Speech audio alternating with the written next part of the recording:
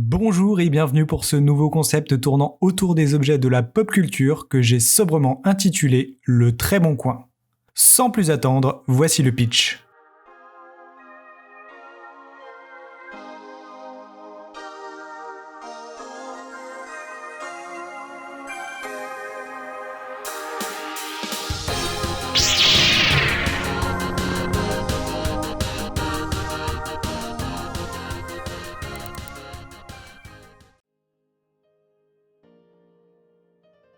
Des personnes un peu naïves entrent en possession d'objets issus d'œuvres de fiction. Ne sachant pas ce que sont ni à quoi servent ces objets, elles décident de poster des petites annonces afin de les vendre. Le but ici sera de retrouver l'objet en question à partir de ces annonces approximatives. Vu qu'un exemple vaut toujours mieux qu'une longue explication, voici comment cela se présente. La description de l'annonce affichée ici vous sera lue. À la fin de la lecture, la localisation du vendeur qui constitue un indice vous est dévoilée. À partir de là, il vous reste encore 10 secondes pour trouver l'objet. L'objet à trouver dans cet exemple était le ticket d'or du film Charlie et la chocolaterie.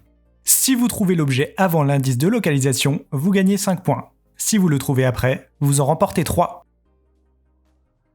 Nous avons maintenant fait le tour des règles, voyons tout de suite ensemble le premier objet.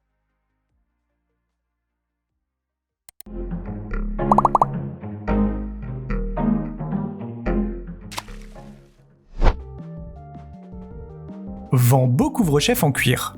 Objet visiblement créé à but publicitaire par une agence immobilière, en effet, lorsque posé sur votre tête, une voix vous fait la pub d'une maison qui pourrait vous convenir. État correct, remise en main propre uniquement.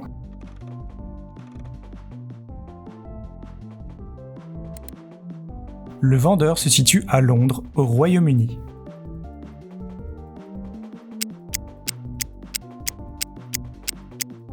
La réponse était le chapeau magique tiré du film Harry Potter que vous connaissez tous. Le mot couvre-chef est un synonyme de chapeau qui avait juste pour but de vous embrouiller un petit peu. La voix publicitaire de l'annonce fait bien entendu écho au chapeau qui dans l'univers d'Harry Potter est vivant et vous oriente vers la maison de Poudlard qui vous conviendrait le mieux. Enfin, Londres abrite les studios de tournage du film et est le théâtre de plusieurs scènes, des livres et des films. J'en profite pour vous rappeler que le but du jeu est de trouver l'objet en question et non l'œuvre duquel il est tiré. Nous pouvons passer au deuxième objet.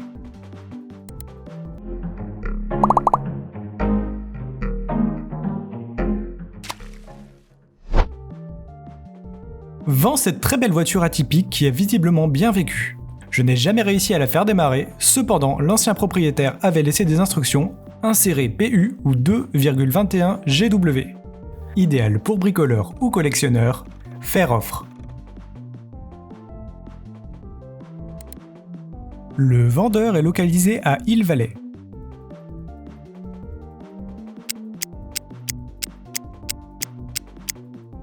Il fallait ici trouver la DeLorean de la trilogie Retour vers le futur.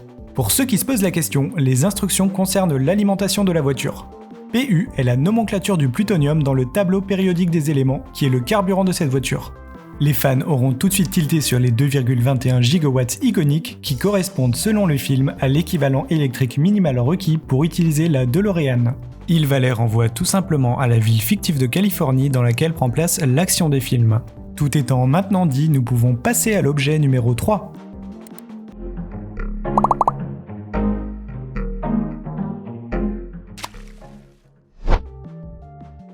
Vend élégant cahier noir pour prise de notes. 4 ou 5 pages déjà griffonnées d'où le prix ridiculement bas. Cause de la vente, je m'en servais comme journal intime, mais cet objet me rappelant trop mes amis décédés, je m'en débarrasse.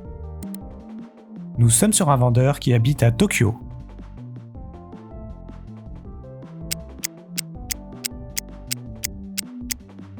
La réponse attendue était le Death Note du manga du même nom. Sûrement l'objet le moins connu de cet épisode, il n'en reste pas moins très populaire. Pour mémoire, si le nom d'une personne dont on connaît le visage est inscrit dans ce cahier, cette personne meurt. Il fallait ici faire le rapprochement entre l'utilisation en tant que journal intime et les amis décédés. Maintenant qu'une atmosphère joyeuse a été installée, je pense que nous pouvons passer au prochain objet.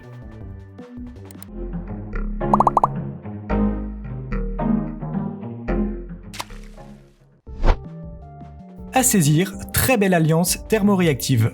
Vente pour cause de divorce, je ne supportais plus de me sentir invisible aux yeux des hommes. Vous pouvez m'écrire en message privé si la bague vous intéresse ou si vous êtes célibataire. Le vendeur habite un lieu mystérieux appelé le Gondor.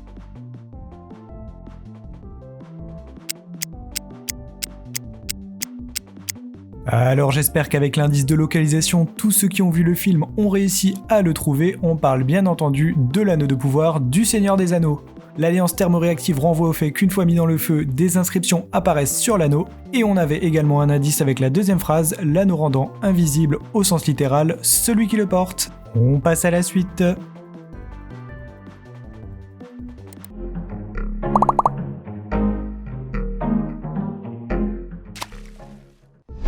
Donne belle balle pour chien rouge et blanche. Je me sépare de ce jouet car il me rappelle trop Fifi. Il a soudainement disparu lorsque nous jouions à ramener la baballe et que je lui ai lancé. Depuis, je ne peux même plus la regarder sans me mettre à pleurer. Le vendeur vient de Kanto au Japon.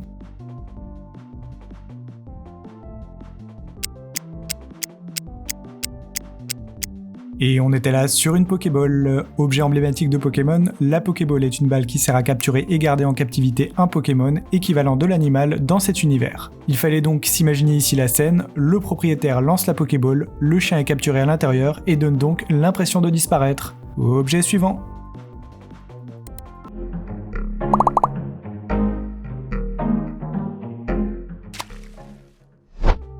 Vent boîte mystère. Elles peuvent contenir n'importe quoi, on ne sait jamais ce qu'il y aura à l'intérieur. Il peut s'agir d'alimentaires comme des champignons et des fruits, d'objets et même d'animaux. 20 € par boîte. Post-scriptum, faire attention lors de l'ouverture, certaines boîtes semblent défectueuses. Je me suis une fois pris un coup de jus tellement fort que j'avais l'impression pendant quelques secondes que tout avait rétréci autour de moi. L'objet est à chercher dans un château au royaume champignon.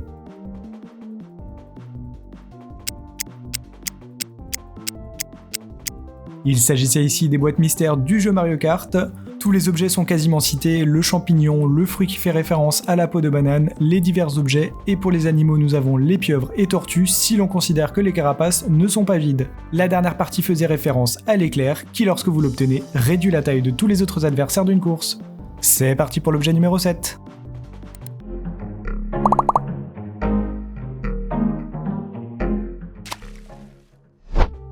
J'ai trouvé ces médicaments lors de mon voyage. Cette boîte contient 2 produits différents. Le premier est un antidépresseur fabuleux. Le second par contre est à réserver aux plus aventuriers. Il m'a fait faire un sale trip avec un délire futuriste. Vente à l'unité, je réponds seulement aux mails, remise en main propre uniquement après 22 heures. Apparemment, le vendeur est ici.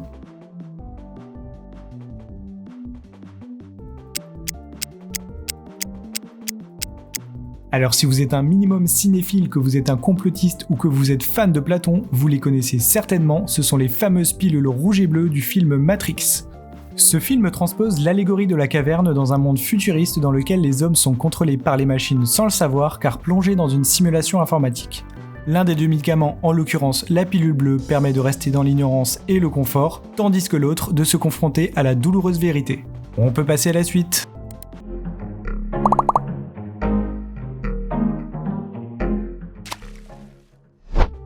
Cette maison ovale avec son charmant toit touffu saura vous ravir. Vue sur la mer, très beaux édifices à proximité, comme une statue de Lidl Pack à 2 pas de la maison, vous serez comme dans une petite bulle. N'hésitez pas à goûter le fameux fast-food local, spécialisé dans les crustacés. Visite tous les mardis après-midi, n'oubliez pas votre bikini. Il faudra chercher l'objet en plein milieu de la mer des Stargas.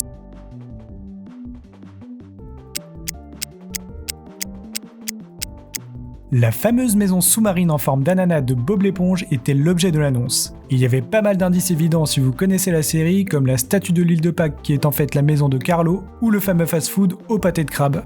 Il y avait également quelques indices un petit peu plus subtils, comme la vue sur la mer ou la nécessité du bikini qui est également une allusion à Bikini Bottom, la ville de la série.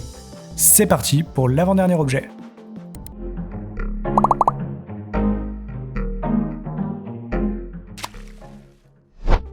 Vent élégant protège-poignet en métal. Je m'en sépare car je ne suis pas sportif. Je l'ai tout de même testé avant la vente. Mis à part le fait que je me suis sectionné le doigt vu que le précédent propriétaire a eu la brillante idée de cacher un couteau à l'intérieur, l'objet est très confortable et maintient bien le poignet. Le vendeur est à Masyaf en Syrie.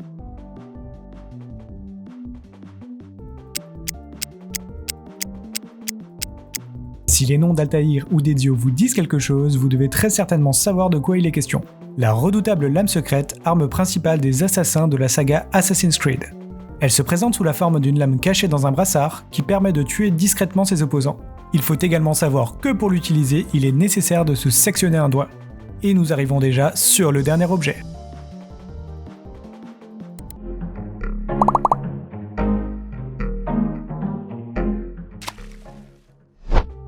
Vent panneau de devanture rétro du plus célèbre parc du monde, Central Park. Son aspect rustique avec ses 2 tasses de café ainsi que ses couleurs ternies sauront ravir les collectionneurs. Très bon état, seul léger défaut, la faute de frappe dans le nom qui explique sûrement pourquoi il n'a jamais été utilisé comme devanture du parc. Cet objet est à Manhattan, dans la ville de New York.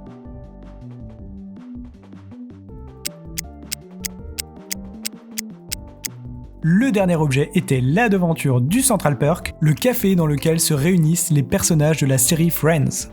Si vous ne connaissiez pas l'aspect de cette devanture, vous pouviez tout de même trouver avec un peu de réflexion et les différents indices. Alors la vidéo touche désormais à sa fin, j'ai essayé de tenir compte de vos différents retours sur la première vidéo et le point qui revenait souvent était la difficulté. J'ai donc essayé sur celle-ci de simplifier un petit peu les énigmes. J'ai voulu cet épisode très généraliste pour qu'il soit accessible, qu'il puisse parler à tous, mais je compte faire dans le futur d'autres épisodes sur ce concept, plus ciblés avec par exemple un spécial série télé ou un spécial jeu vidéo. N'hésitez pas à me faire des retours sur le concept et la vidéo, je vous lirai avec soin. Dans tous les cas, je vous remercie de m'avoir suivi jusqu'au bout, n'hésitez pas à aller voir ma première vidéo si vous ne l'avez pas encore vue. C'était Slyworld, à très bientôt.